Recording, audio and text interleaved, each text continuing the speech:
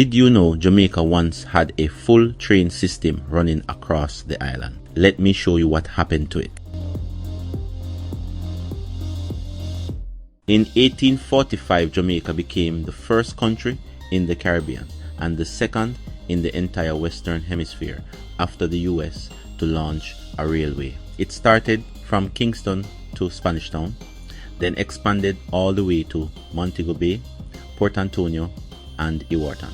The train was used to move bananas, bauxite, and sugar, and it carried thousands of Jamaicans every day. But over time, poor maintenance, government mismanagement, and the rise of cars and buses caused the system to collapse. By 1992, all public train service in Jamaica was shut down. Today, the tracks are rusted, the stations abandoned, and the system we built before many developed countries is gone.